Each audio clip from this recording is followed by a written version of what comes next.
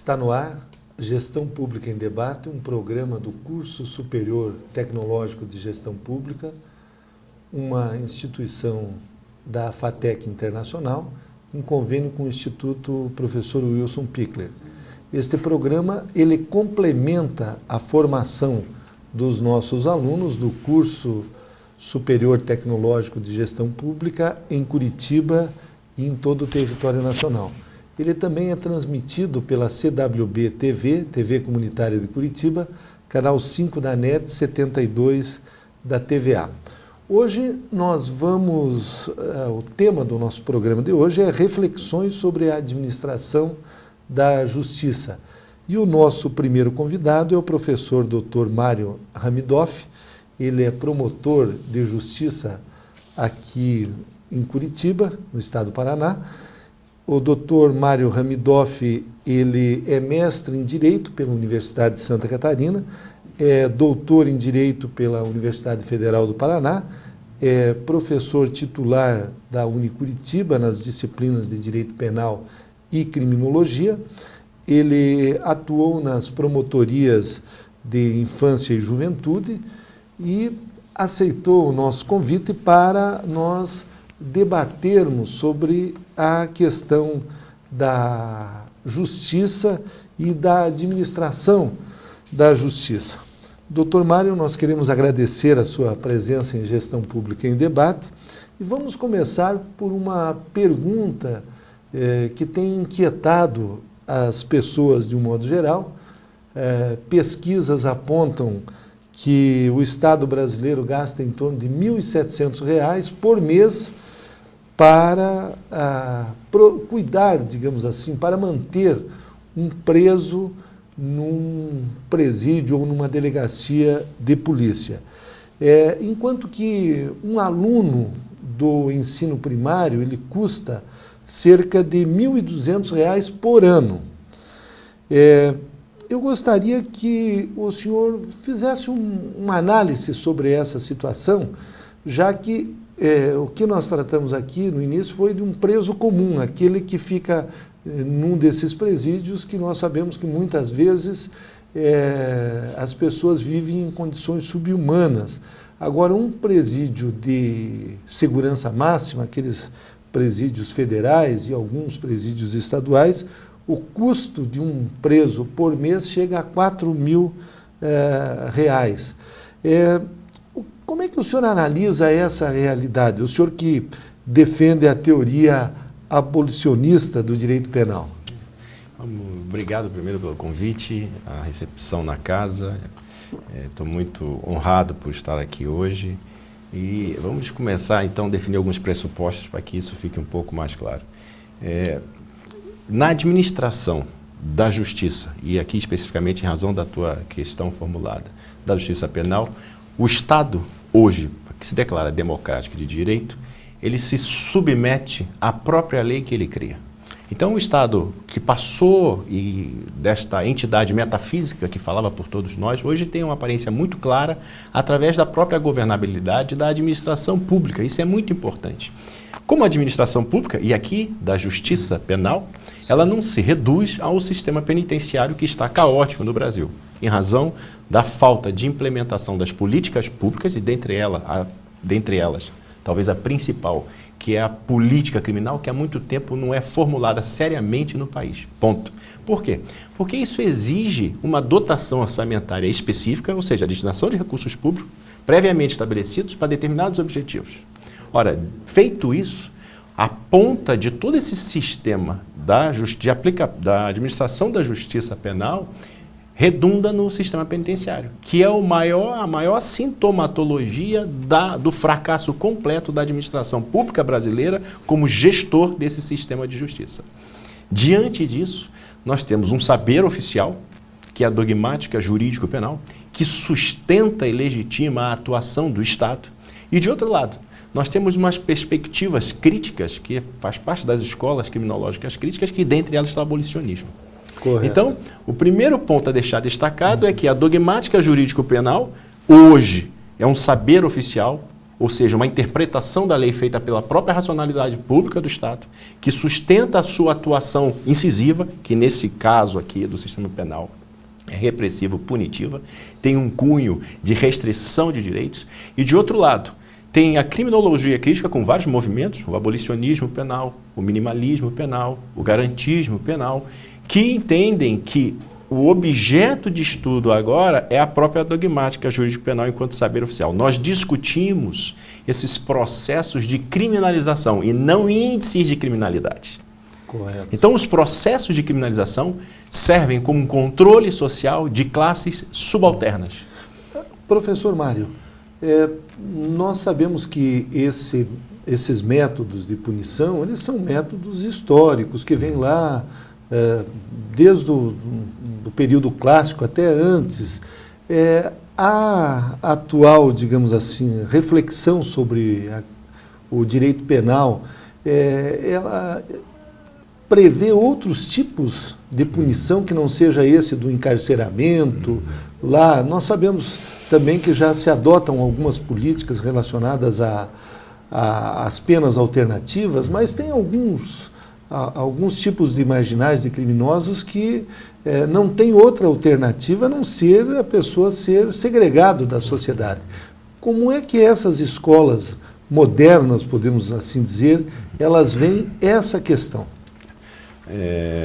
Uma questão debatida, talvez nos últimos 200 anos, é o próprio fracasso da pena privativa de liberdade. Em base nesta pena privativa de liberdade, quando a gente pensa as penas substitutivas alternativas, nós temos sempre como pressuposto a pena privativa de liberdade. Hoje a pena privativa de liberdade já se tornou um grande pressuposto para a própria substituição. Essa foi a grande reforma do Código Penal de 1984. Com a redemocratização do país, todos entenderam que as penas mais graves deveriam ser substituídas pelas penas menos graves. Não é isso que vem acontecendo ultimamente no Brasil, em que o direito penal, a dogmática jurídico-penal, se tornou panaceia para a resolução de questões sociais. Falava anteriormente, se nós tivéssemos o estabelecimento de políticas públicas, ficaria mais fácil aplicar a dotação orçamentária específica, glosada, para determinados objetivos. Quando isso falta, o Estado tem que manter o controle social, porque ele se responsabilizou por essa função pública. E o que ele faz? Ele traz consigo o direito penal, ou seja, ele determina uma repressão e que o susto maior, simbolicamente, é cada vez mais o recrudescimento de uma lei penal e da sanção penal. Então, hoje nós temos o regime disciplinar diferenciado, nós temos a lei dos crimes hediondos, que em nada contribuíram para a diminuição da violência social urbana, porque não se discute na área rural isso. Muito bem. O abolicionismo penal, como uma teoria da criminologia crítica, ela tenta transformar e trazer à luz interesses que estão escondidos na formulação de uma legislação que não são expostos à comunidade. De outro lado, e paralelo ao abolicionismo, nós temos o minimalismo penal, que diz o seguinte: o direito penal deve ser a última instância a ser chamada à resolução de um conflito social. E por isso, o minimalismo penal pensa também com a perspectiva abolicionista, de extinção de direito penal de várias áreas e trazer, o que você perguntava, outras medidas, às vezes nem formais, de resolução de casos concretos, que não seja a justiça penal. Então, pensar em penas alternativas, pensar em penas substitutivas, ainda é pensar em direito penal. Nós tínhamos que pensar uma outra forma de resolução de problemas, de questões sociais, que não fosse pelo direito penal. Por exemplo, na vara criminal de Curitiba, crimes contra o patrimônio que não tenham violência ou grave ameaça à pessoa poderiam ser muito bem resolvidos com uma conciliação cível. Uma composição cível. O senhor exemplifica, por exemplo, um furto. Furto simples, um estelionato. Historicamente, o furto simples, a subtração, o estelionato, lá no Código, antes do Código Napoleônico, faziam parte do Código Civil. Como Napoleão queria transformar o seu Código Civil num código extremamente democrático, ele estabeleceu que essas obrigações e responsabilidades passassem para o Código Penal. Certo. Então, historicamente, eram ilícitos civis que passaram para o ilícito penal, com uma forma de garantia de bens jurídicos. Tem vários autores e autores garantistas que falam: a defesa não é de bens jurídicos, mas a defesa da sociedade. Quando um bem jurídico não representa um bem para o grande número dessa sociedade, isso não pode se estabelecer como uma esfera do indecidível. Uma esfera do indecidível são os direitos fundamentais da pessoa, são as garantias processuais fundamentais. E aqui o juiz não pode decidir. A nossa vida não tem distinção alguma, tanto a sua como a minha tem valores iguais, e por isso, sobre vida, nós não podemos trabalhar. Aí vem as questões relativas a outra área do direito, que são as questões constitucionais. O fundamento de toda interpretação hoje, toda aplicação de uma lei penal, se dá pela instância constitucional. Então, vários autores de direito constitucional dizem que a interpretação última de qualquer discussão jurídica é uma discussão constitucional. Então, no direito penal, no direito civil, no direito empresarial, no direito administrativo, no final a interpretação é constitucional. Por isso é que o direito penal hoje tem que se voltar e a respeitar os direitos fundamentais, para que o Estado seja um Estado não mais só democrático, mas um Estado constitucional de direito, em que esses direitos fundamentais, as garantias processuais, sejam um marco limitativo da intervenção estatal repressiva punitiva. Nós estamos entrevistando o professor Dr. Mário Hamidoff, e o tema do debate hoje é uma reflexão sobre a administração da justiça, com ênfase na justiça penal. O senhor falou da teoria do abolicionismo do direito penal. Eu gostaria que o senhor especificasse, até trazendo alguns exemplos. Nós já trouxemos esse do furto simples, onde as decisões seriam na esfera civil, mas porque isso são conceitos novos, de uma certa maneira, e que são pouco utilizados até pela estrutura vigente e até pelo Ministério Público, que o senhor é um dos seus membros. Como é que essa teoria se aplicaria, digamos assim, em algumas áreas? Vamos pegar aí essas questões que nós já levantamos, por exemplo. O abolicionismo penal, na verdade, é uma teoria que tenta trazer uma contribuição à teoria do conhecimento, uma modificação epistêmica, para principalmente mudar-se as ideologias das instituições públicas. Então, o que pensa o abolicionismo penal? É que não vai mais se tratar com o fato em si, com o criminoso em si, que eram das escolas clássicas, da escola positiva e até da escola técnica jurídica, mas vai se trabalhar hoje com a ideia de processo de criminalização como um controle social de classes desfavorecidas. Quando essas classes que são desfavorecidas, não têm acesso, puderem participar da criação da lei penal, aí sim nós poderíamos trazer uma nova ideia de desvio social. Então, é um desvio social hoje a subtração, é um desvio hoje social o estelionato. Mas será que a subtração, será que o estelionato não é decorrência desse sistema de produção capitalista? A discussão é essa. É porque a gente coloca toda a responsabilidade sobre o agente, e às vezes ele tem provocações externas. Ele tem alguns motivos para praticar o ato, e esses motivos devem ser levados em consideração. Por exemplo, como é que o abolicionismo funciona? O abolicionismo funciona, por exemplo, no meio ambiente. Como é que se dá isso? Hoje o meio ambiente, e acreditam piamente os ambientalistas, que a punição penal, sanção penal, seja mais eficaz do que uma conversão ideológica para a proteção do meio ambiente. Ora, o abolicionismo penal projeta que na área do meio ambiente, na área do consumidor, na área da criança e do adolescente, nessas áreas paralelas ao direito penal, não exista direito penal. Então, a punição hoje a uma pessoa que pratica o meio ambiente não vai convertê-la ideologicamente para a proteção do meio ambiente. Poderia ser feito o quê? Poderia ser feita uma medida administrativa, e essa medida administrativa conseguisse cooptar ideologicamente essa pessoa, que se tornasse também um lutador, uma pessoa que preserve o meio ambiente. Por isso que o fracasso da administração pública, o não reconhecimento da efetividade da medida administrativa para coibir o dano ambiental, sugere a criação de uma lei penal dentro do meio ambiente para que se torne mais confiável e cause mais temor, ou seja, é um direito penal simbólico, que causa todo um temor, mas sabe que na hora que for aplicado não vai ter efetividade, porque a pena não vai ser cumprida e, em final das contas, pode até se reconhecer uma prescrição. Nesses casos, então, vamos pegar a situação do meio ambiente, a sanção poderia ser uma multa ou, digamos assim, um envolvimento da pessoa para que restaurasse aquele meio ambiente depredado ou que sofreu algum tipo de violação, digamos assim, dos seus aspectos naturais? Poderíamos ter uma medida administrativa positiva com incentivos fiscais. Não precisaríamos de direito penal. Teria muito maior efetividade na proteção do meio ambiente do que a punição do mesmo agente que praticasse, por exemplo, um desmatamento. Sim. Por exemplo, lá nós estamos acompanhando aquele episódio lá em Roraima, Raposa Terra do Sol. O prefeito que está naquela luta, ele foi multado em 30 milhões de reais pelo IBAMA e ainda assim foi preso pela Polícia Federal. Todo aquele tipo de desgaste que se sofreu lá, onde todos deveriam estar envolvidos na proteção daquele patrimônio brasileiro e da humanidade num todo. Seria mais ou menos nessa ótica? A ideia é o seguinte, por exemplo, como um gestor público, ele deveria ser afastado da administração pública da municipalidade a que ele atende, que tem, dentre elas, a função de preservação do meio ambiente, como medida cautelatória. Certo. Depois, tudo que tem que ser resgatado, recuperado dessa área, deveria ficar a seu encargo. Ele podia fazer um termo de compromisso.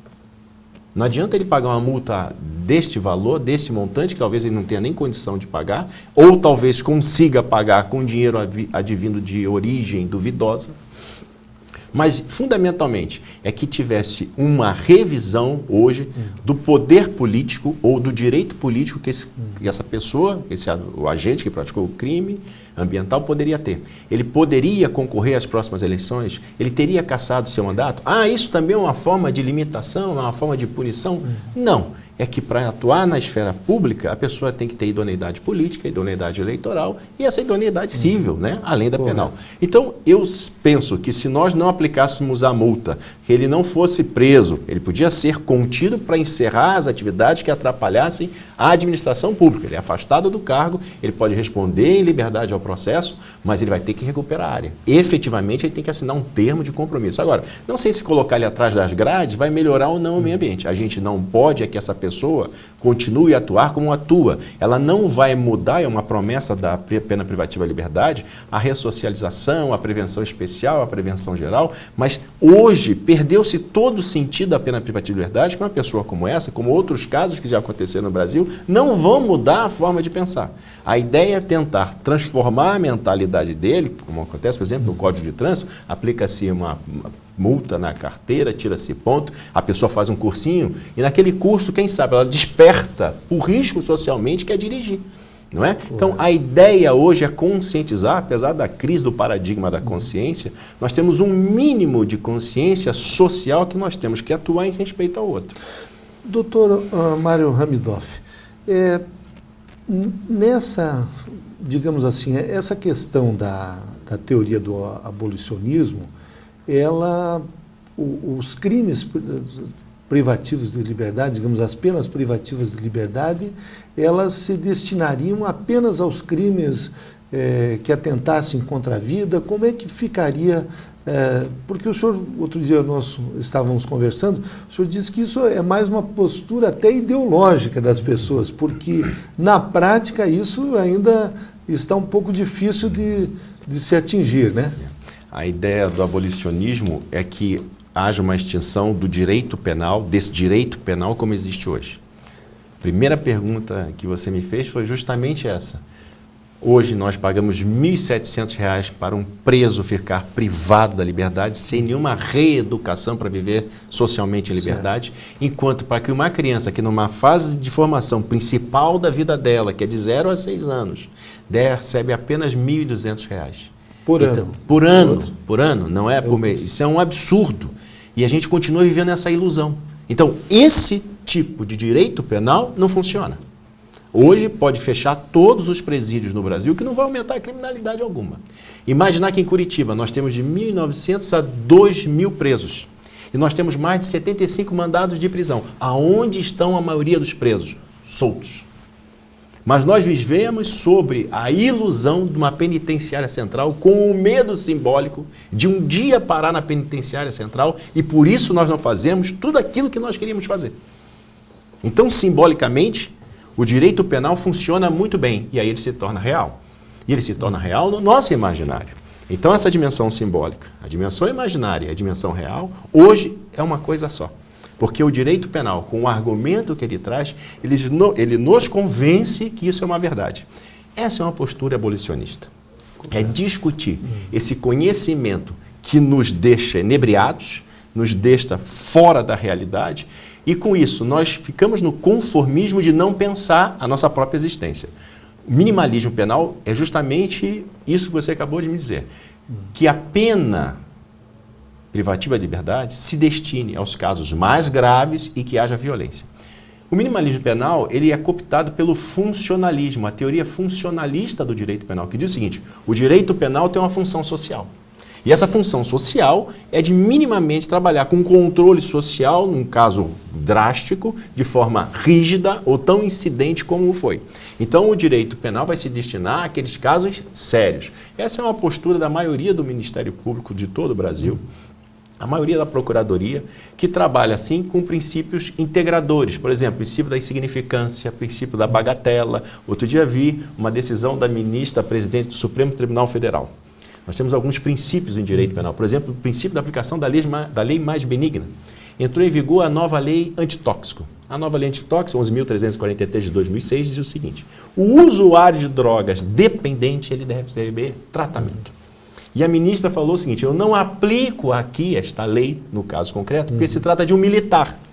E o Código Penal Militar não foi expressamente derrogado pela lei antitóxico.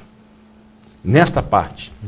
Ora, pelo princípio da aplicação da lei mais benéfica, é claro que um usuário que é dependente pode ser militar, médico, construtor, engenheiro, ele é um dependente antes de tudo, porque é uma circunstância pessoal e não objetiva que é do caso concreto. Ah, mas ele está dentro do exército, ele tem um código disciplinar, mas ele é usuário viciado. E o serviço militar é obrigatório. Se fosse facultativo, vai lá. Mas já teve uma decisão, se não me engano, do STJ, recente, onde esse princípio foi aplicado. Num caso, a pessoa era usuária e parece, não foi reconhecido ele como crime, o fato dele estar portando determinada quantidade de drogas. Veja como é que é a evolução da legislação. Sim. Antigamente, a pessoa era mandada embora do serviço por justa causa porque era alcoolista. Hoje, ela não é mandada embora, ela é reaproveitada pelas empresas e ela merece tratamento e, às vezes, aposentadoria. Isso também tem que ser levado ao direito penal, porque ele trabalha com essas relações sociais. Essa é a ideia abolicionista. Por isso é que choca, e eu não estou falando de qualquer juiz, do juiz de primeiro grau ou de um tribunal, estou falando da presidente do Supremo Tribunal Federal, que quando adota uma postura como essa, firme do Supremo Tribunal Federal, influencia a forma de julgar de vários órgãos de julgamento e de execução, não é? Promotores, juízes, advogados. Então, o Supremo Tribunal tem essa função também social, política, de fazer transformações, garantindo as tradições jurídicas antigas, mas permitindo também novas tradições. A parte dinâmica do direito se faz com isso, trabalhando com novas teorias, observando esta dialética social, o que necessariamente essa população, e eu falo a população como um todo, porque o sentido do que é povo hoje está muito limitado a quem é fator real de poder. E a gente tem que mudar essa estrutura e perceber que povo é assim, toda a população carente, a população que não tem voz, a população que não tem vez, a população que não tem acesso. E essa me parece ser, por exemplo, no Ministério Público, uma grande missão. É de ser um agente político de transformação social que possa reconhecer nesses vários âmbitos em que atua no meio ambiente, no consumidor, na criança e adolescente, no idoso, no portador de necessidades especiais, uma cidadania plena, porque exige isso para o estabelecimento de uma democracia. A estabilidade de uma democracia perpassa pela ideia de cidadania.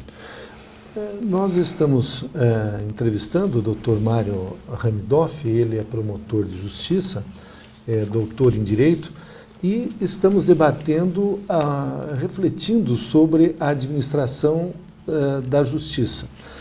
Doutor Mário, aquilo que o senhor tem nos exposto aqui nos últimos minutos, ele confirma um dado da realidade brasileira. Nós temos hoje cerca de 400 mil presos pessoas que estão encarceradas, estão em presídios.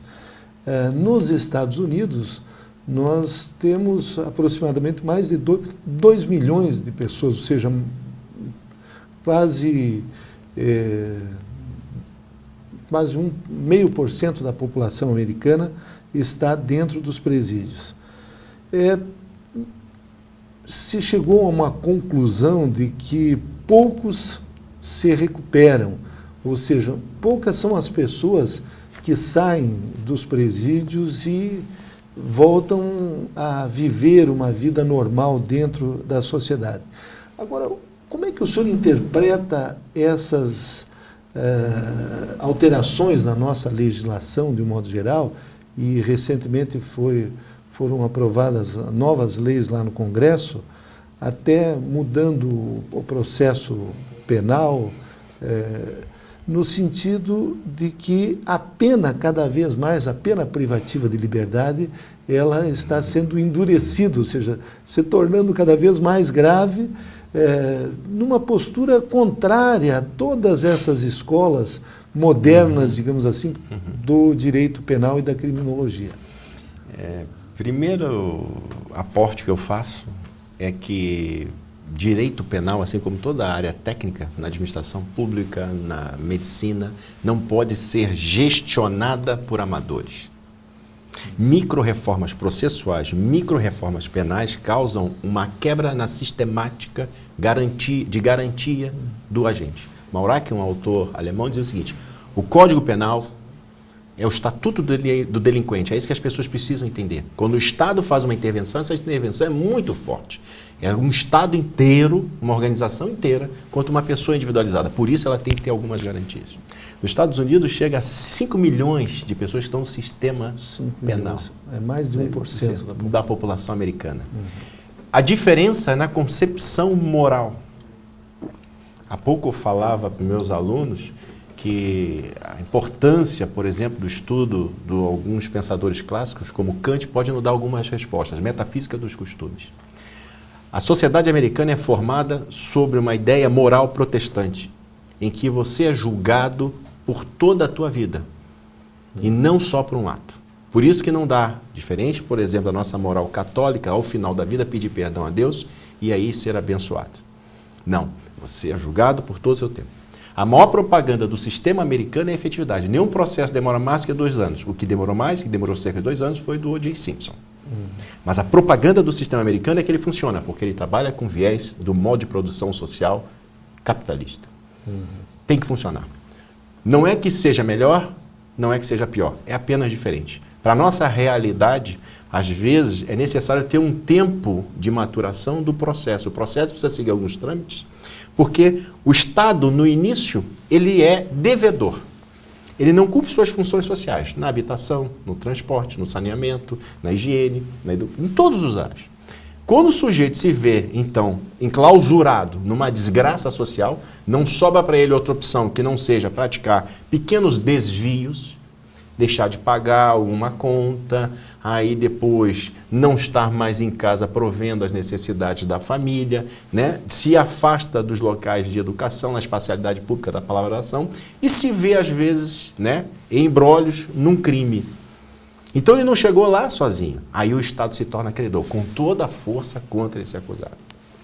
Por isso que a pena privativa de liberdade hoje, ela volta a ser elencada como a única saída, porque desse cidadão não se tem mais o que se possa tirar, a não ser tempo. Então, hoje, a teoria da pena diz que a pena perdeu qualquer sentido, perdeu qualquer possibilidade de função de ressocialização, perdeu qualquer finalidade, prevenção especial ou prevenção geral, e hoje, isso é uma constatação, essa visão abolicionista, ela virou uma mera retribuição, uma violência contra outra violência, porque se colocar uma pessoa dentro de uma cela, que deveriam ter 2, e lá se tem 40, que é um rodízio para dormir, que é um rodízio para tomar banho, que é um rodízio para almoçar, para comer, isso é uma pena cruel que o Estado brasileiro, na Constituição, falou que não iria admitir cumprimento. Por exemplo, eu não posso extraditar um estrangeiro se eu souber que lá no outro país ele vai cumprir uma pena de morte, uma pena privativa de liberdade absoluta, ou seja, perpétua, ou uma pena cruel ou degradante. E no Brasil,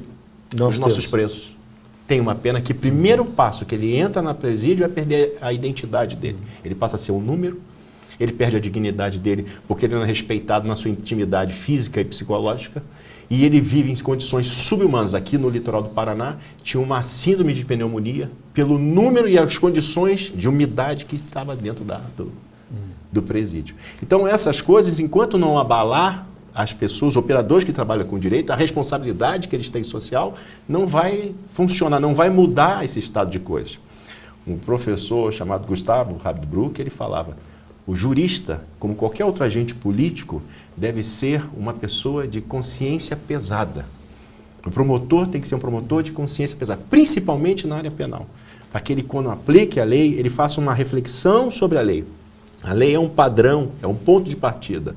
Agora, trabalhar com a ideia de dura lex sed lex, a lei é dura, mas é lei, é não precisar de intérpretes, é não precisar de operadores do direito. E esse é o papel, a superação epistêmica, interpretativa de um texto normativo para fazer uma adequação à nossa realidade. A Justiça de Curitiba necessariamente tem que ser diferente da Justiça de Londrina, porque tem que respeitar a realidade social onde vai se inserir. Por isso é que o Ministério Público, a magistratura, a advocacia, é o tripé, são cada um dos componentes desse sistema de justiça, e somos todos responsáveis por isso. Então, nós entrevistamos o professor Dr. Mário Hamidoff. Nós ficaríamos aqui muito mais tempo ouvindo essas lições extraordinárias na área do direito penal, da administração da justiça. Professor Mário, nós queremos agradecer muito a sua presença. Eu tenho certeza de que isso instruiu muito os nossos alunos, não apenas em Curitiba, mas em todo o Brasil, e também os nossos telespectadores da CWB TV, TV Comunitária de Curitiba. Muito obrigado, professor. Obrigado pelo convite e a oportunidade de estar com vocês aqui. Obrigado.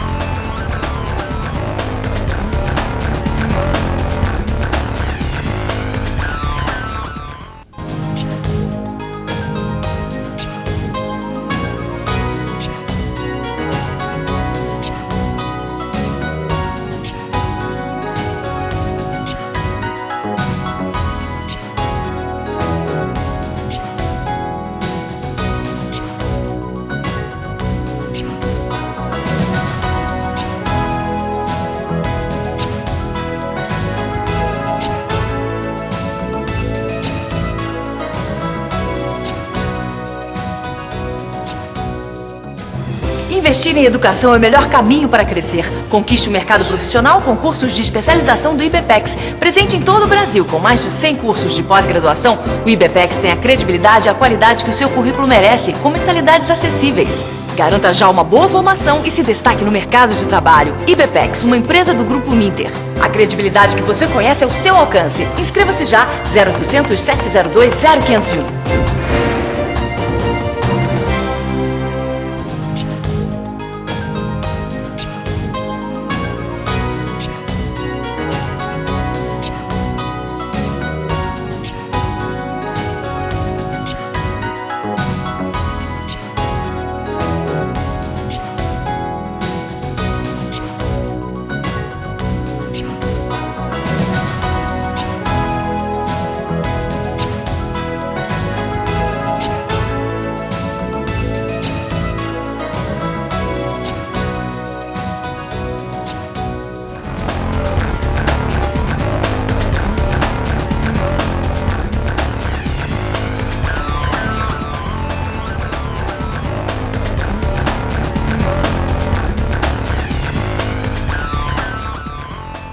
Retornamos com Gestão Pública em Debate, um programa do Curso Superior Tecnológico de Gestão Pública, uma instituição da FATEC Internacional, em convênio com o Instituto Professor Wilson Pickler. Este programa, ele complementa a formação dos nossos alunos de gestão pública em Curitiba e em todo o território nacional. Ele também é transmitido pela CWB TV, TV Comunitária de Curitiba, canal 5 da NET, 72 da TVA. Hoje nós estamos debatendo, e o nosso tema é reflexões sobre a administração da justiça. E o nosso convidado deste bloco é o professor Fábio Bosa. Ele é mestre em Direito pela Universidade Federal do Paraná, é advogado, ele é professor da Faculdade Internacional de Curitiba, a Facinter, no curso de Direito, e também professor das faculdades Unicuritiba e Unibrasil. Professor Fábio Bosa, nós queremos agradecer muito a sua presença em Gestão Pública em Debate. O Fábio é um estudioso do direito, ainda muito jovem, mas já é mestre, já está encaminhado para o doutorado, mas quem não conhece o Fábio foi campeão brasileiro de sinuca e durante muitos anos esteve na liderança do ranking nacional. Fábio, eu gostaria que você falasse, isso foi um esporte que você começou a praticar na tua, praticamente assim, adolescência, na casa do seu pai, o Dr. Bosa, que também é advogado, a Rose, que eu tive o privilégio de trabalhar com ela também, mas num determinado momento você deixou os esportes e partiu para o direito. Conte um pouquinho sobre a sua carreira nessa área da sinuca, que é um esporte que tem muitos adeptos, não apenas aqui em Curitiba, mas em todo o Brasil. Tá bom. Boa tarde, professor Jorge Bernardi, boa tarde aos nossos telespectadores. E em relação a essa carreira da sinuca, eu muito jovem, com 6 anos de idade, assistia na Rede Bandeirantes o Rui Chapéu e o Roberto Carlos dando suas tacadas, e sem praticamente erro nenhum. E aquilo me chamava a atenção, o que me levou à prática do esporte. Meu pai começou a jogar também lá no Santa Mônica Clube de Campo, e aos 6 anos de idade eu já comecei nesse esporte que me trouxe muitos benefícios, me permitiu conviver com a diversidade, com todos os tipos de pessoas, de várias regiões do país, de várias classes sociais, e me trouxe também bastante tranquilidade na realização de minhas atividades, porque nos nossos jogos em campeonatos, normalmente nos campeonatos fora, a torcida era inteira contra o pessoal de fora. Então, esse esporte me permitiu trazer muita tranquilidade para as minhas atividades, muita concentração. Que títulos você conquistou, Fábio, na sinuca? Você foi campeão em várias etapas e, inclusive, eu lembro que você, na época que você praticava sinuca, ainda hoje as pessoas te respeitam muito dessa área, né? Sim, sim. Que títulos foi que você conquistou nesses anos todos? Enfim, na época em que eu jogava na categoria infanto-juvenil, abaixo de 18 anos, eu consegui conquistar o título brasileiro em 1995. Outras vezes consegui o 3º e 4º lugar nessa categoria juvenil. E na categoria adulto, quando eu comecei a jogar, eu já tinha meus 14, 15 anos. Quando eu tinha 14 anos, eu consegui disputar um campeonato nacional e ficar em 4º lugar, o que me animou bastante para levar mais a sério o esporte. E de título mais importante nessa etapa do jogo na categoria adulto, eu consegui o vice-campeonato brasileiro na modalidade de nine ball, que é a modalidade mais praticada hoje numa mesa de sinuca, e o que me levou a disputar na Argentina o campeonato pan-americano. Então, talvez foi essa época que marcou e que faz com que o pessoal ainda hoje me respeite, porque atualmente as atividades profissionais não permitem mais uma atividade intensa. Quando tem um campeonato, se tiver vaga, eu disputo, mas hoje sem qualquer pretensão. Então, nós fizemos essa introdução com o Fábio Bosa, porque eu conheço ele desde criancinha e sei da importância da prática de esporte para as crianças, para os adolescentes, enfim, para a população de um modo geral. Mas, Fábio, o nosso tema é reflexões sobre a administração da justiça. E você também compartilha, digamos assim, dessa escola do abolicionismo penal, que é uma escola criminológica e que prega, podemos assim resumir, um direito penal mínimo. Eu gostaria que você nos explicasse, essa escola ela tem vários grupos de pensadores que atuam nela, como, por exemplo, o Kinney, o Pavarini, o Zaffaroni, o Thomas Matsin. Enfim, eu gostaria que você fizesse uma distinção entre essas escolas e em que aspectos essas escolas têm influenciado a administração penal, a justiça no nosso país. Muito bem, professor. Quando a gente fala de criminologia, é preciso ficar bastante claro que não existe uma criminologia. A criminologia ela nasce no final do século XIX com os estudos de Cesare Lombroso, é um médico italiano que busca explicar a origem da criminalidade a partir de estudos realizados em presos no sul da Itália. Como muitas pessoas sabem, o sul da Itália ele é menos desenvolvido e o Lombroso ele queria encontrar algo de comum entre aqueles que estavam ali reclusos. Sem muita surpresa, ele vai encontrar a característica do homem branco, forte, trabalhador. Ele faz estudo no final do século XIX na Itália, início do século XX, e vai encontrar a camada de desempregados da Itália. Então, a criminologia, essa criminologia etiológica a qual eu me refiro, ela foi muito criticada pelo método utilizado por ela. O seu objeto de estudo acaba sendo aquele que está sendo encarcerado, que não necessariamente é uma pessoa criminosa, tendo em vista a possibilidade de erro judiciário, que não necessariamente é uma pessoa perigosa, tendo em vista a possibilidade de outras condicionantes para a prática do crime, que não a perigosidade do sujeito. Esse método de estudar um grupo específico de pessoas foi muito criticado pelo lado da criminologia crítica. A criminologia crítica deixa de estudar o fenômeno do crime como algo existente, como algo pré-constituído ao fenômeno da criminalização, que é o ato de indicar determinados fatos, como criminosos, por exemplo, furto, estelionato, e também o ato de determinar das pessoas que praticam essas condutas quais são aqueles que devem ser selecionados pelo sistema penal.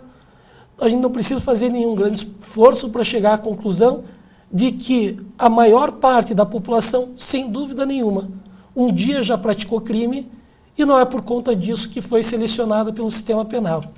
Fazendo a crítica a esse método, surge a criminologia crítica, tendo por objeto de estudo não mais o criminoso, mas sim o processo de criminalização. Quais são os critérios, o que se estuda na criminologia crítica? Quais são os critérios que as agências de controle do Estado, polícia, Ministério Público, Poder Judiciário, utilizam na definição de quem é e quem não é criminoso? Então, esse passa a ser o objeto de estudo da criminologia crítica. A partir daí, não raros autores vão se deparar com o poder constituído como fonte primária da criminalização. Então, a partir do momento em que a gente encontra o poder como fonte primária de criminalização, a gente vai tentar explicar o porquê que a grande massa de encarcerados hoje são de pessoas que praticaram furto, estelionato, tráfico ilícito de entorpecentes, e não as pessoas que praticaram corrupção ativa, corrupção passiva, sonegação de tributos.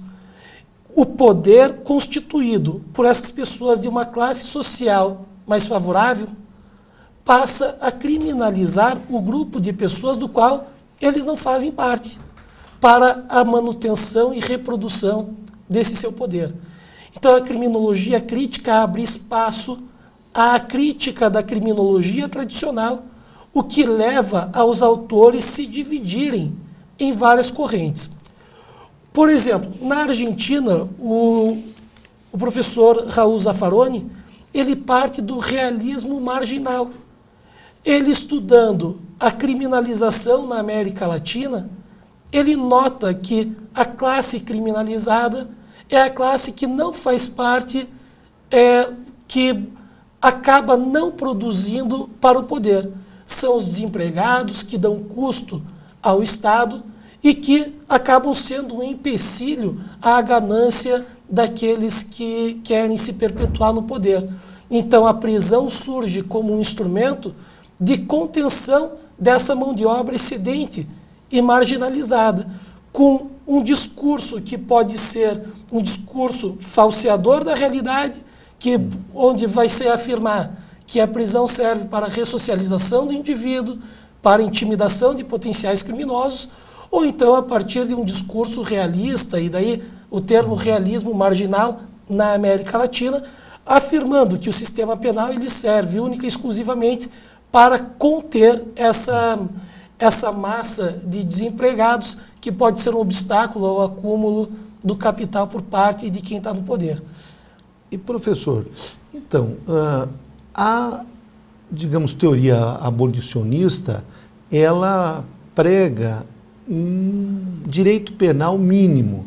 Esse direito penal ele se resumiria àqueles crimes de maior potencial ofensivo, aqueles que atentem contra a vida, porque no inconsciente coletivo das pessoas, de um modo geral, às vezes um furto, um estelionato, ele causa uma repercussão nas pessoas maior do que um grande ato de corrupção que envolva milhões de reais.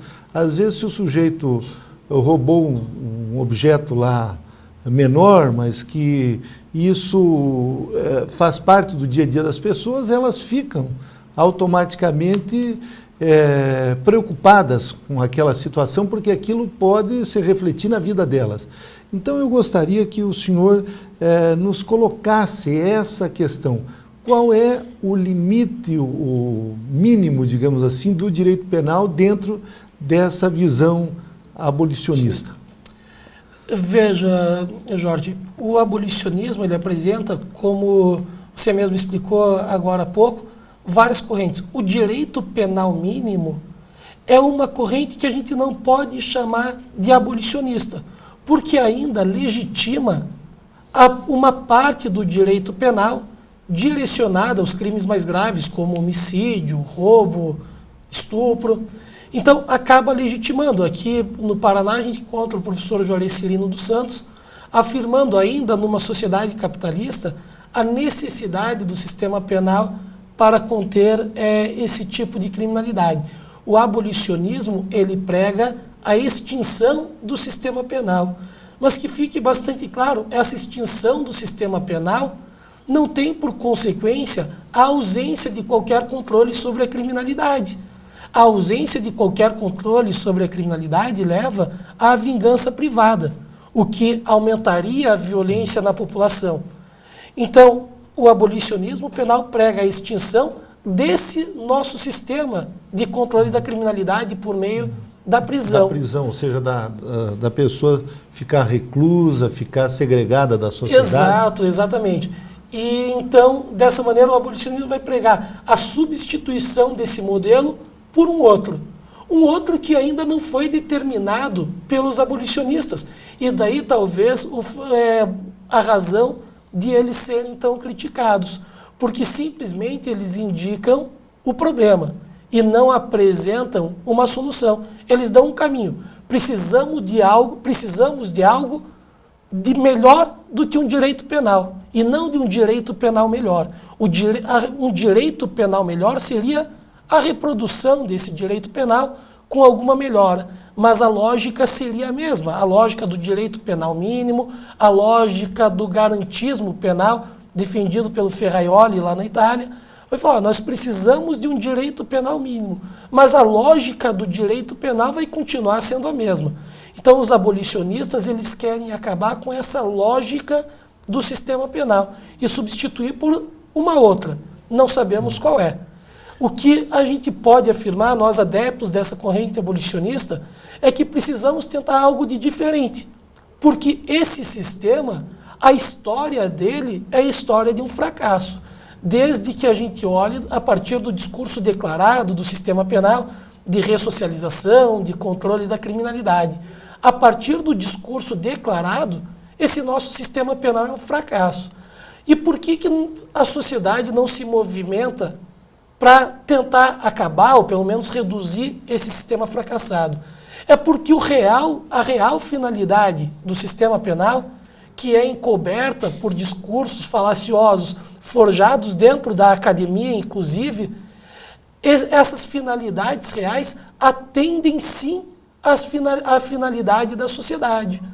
A sociedade que está construída a partir da ideia de consumo e de proteção da propriedade privada. Desde o nascimento do Estado liberal, nós temos a ideologia de colocar a propriedade privada no altar. É o que aconteceu com a codificação no Código Civil Napoleônico, é o que acontece com a tutela da propriedade privada em todos os códigos penais, e é o que faz com que a população tenha um maior medo, não da criminalidade violenta, mas sim da criminalidade contra o patrimônio. Vamos pensar em questão de criminalidade, pensar o quanto de morte provoca a imprudência no trânsito. Quais são as consequências que isso provoca? E eu aposto que as pessoas têm muito mais medo de morrer hoje num assalto do que morrer num acidente de trânsito. Isso faz com que a gente possa notar a lógica com que é constituída o direito penal, o discurso penal. O sistema penal ele pode ser afirmado como um fracasso? Depende de onde eu olhar. Se eu olhar a partir das reais finalidades do sistema penal, ele é um sucesso, porque ele serve para a proteção da propriedade privada de um grupo pequeno de pessoas e ele está conseguindo, sim, cumprir a sua função. Talvez a partir aí da década de 80, 90, em que a gente nota que esse sistema penal não está dando conta de tutelar a propriedade privada, surgem esses movimentos de lei e ordem, como surge nos Estados Unidos a teoria de tolerância zero, como surge na Europa, como surge no Brasil, projetos de leis cada vez mais graves, mas tudo isso com um objetivo bastante claro, que é a tutela da propriedade privada. Professor Fábio Bosa, aqui no nosso país, nós temos uma população carcerária de em torno de 400 mil pessoas. Os Estados Unidos adotam a pena de morte. Aqui, algum tempo atrás, havia uma grande divulgação da mídia, principalmente por apresentadores de programas populares, defendendo a pena de morte. Nós observamos que nos países onde se adota a pena de morte, também os índices de criminalidade continuam elevados. Não é o medo, digamos assim, da pessoa cometer um crime e acabar perdendo a vida que impede que ela venha a praticar esse ato. Mas o que nós observamos recentemente, as pesquisas de opinião, é que cada vez menos pessoas defendem a pena de morte aqui no nosso país. Já havia, em tempos anteriores, índices maiores da opinião pública a favor da pena de morte. O que o senhor atribui esse aspecto? É uma maior conscientização da opinião pública? Veja, professor, o que me parece que justifica essa redução a respeito da defesa da pena de morte é uma maior conscientização da população, sem dúvida nenhuma, e um maior período que nós temos de uma realidade democrática. Agora, em 2008, nós fazemos 20 anos da nossa Constituição Federal, da nossa Constituição Cidadã, e talvez somente agora, depois de 20 anos, nós possamos falar numa normatividade dessa Constituição, em efeitos práticos dessa Constituição, permitindo com que as pessoas tenham maior acesso à educação, permitindo com que as pessoas possam participar dos grandes temas políticos. Talvez essa participação política faça com que a população cada vez mais seja contrária à pena de morte. Eu não sei se esses números eles valeriam em países como os Estados Unidos, por exemplo, em que a democracia se nota cada vez mais fraca. Eu não estou falando de pirotecnia a partir de um discurso democrático, como a gente nota acompanhando as eleições norte-americanas. Eu falo de uma democracia concreta, de uma participação popular no espaço público. Me parece que hoje, cada vez mais, o espaço público é o shopping center. Razão pela qual, entre esse embate de uma criminologia tradicional e uma criminologia crítica, tendo como objeto de crítica o sistema penal, eu tenho pouca dúvida que o nosso discurso da criminologia crítica perdeu. A reprodução do discurso, né, do senso comum teórico, como fala o professor Vará, essa reprodução do senso comum teórico é cada vez maior pelos meios de comunicação, que são raros os espaços públicos que a gente tem para discutir esses temas desde um outro lugar e não repetir argumentos de Arnaldo Jabor, Boris Kazoy. E a reprodução desse senso comum teórico faz com que a população, ocupada cada vez mais em acumular riqueza para poder consumir, não participe efetivamente da política contemporânea. Não é à toa o discurso, e eu tenho pouca dúvida, que se fizermos uma pesquisa, a população é favorável ao aumento das prisões, das vagas nas prisões, da humanização nas prisões, mas sempre legitimando esse poder punitivo, sempre legitimando essa lógica. Aliás, voltando à teoria do abolicionismo, sim, do direito penal, Michel Foucault, que escreveu Vigiar e Punir, ele é citado por alguns estudiosos também como alguém que tratou desse aspecto do abolicionismo, embora ele, como sociólogo, talvez não tivesse nem consciência dessa escola, já que ele não pertence, digamos, aos estudiosos da criminologia. Como é que o senhor colocaria essas diferenças que nós colocamos no início de pensamento das várias escolas criminológicas, e Foucault poderia se enquadrar numa dessas linhas ou não? Veja, particularmente eu sou totalmente avesso à rotulação de pensamentos. Foucault é abolicionista, Foucault é minimalista, Foucault é garantista. Foucault não estava preocupado em tomar uma posição a respeito do sistema penal. O Foucault, ele descreve a realidade que ele percebe. Ele descreve a realidade das instituições totais e não só da prisão. A prisão é o objeto de estudo do Foucault na sua obra Vigiar e Punir. Em outras obras, como na História da Loucura, ele vai estudar, o seu objeto de estudo são as instituições totais como o manicômio. Me parece que a preocupação do Foucault é em denunciar a realidade, a função real desse sistema penal.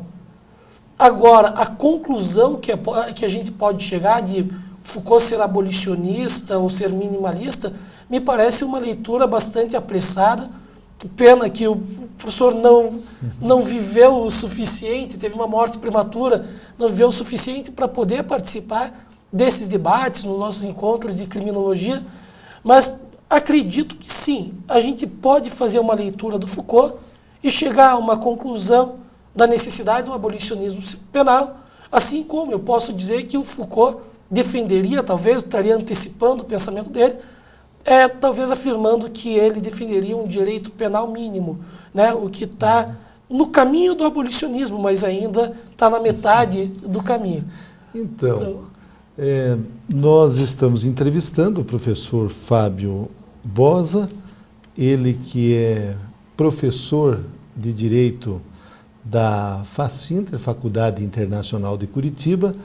Nós tínhamos ainda muitas perguntas a fazer, professor Fábio, mas infelizmente nós vamos continuar essas reflexões em outros programas sobre a administração da justiça. Nós queremos agradecer muito a sua presença em Gestão Pública em Debate.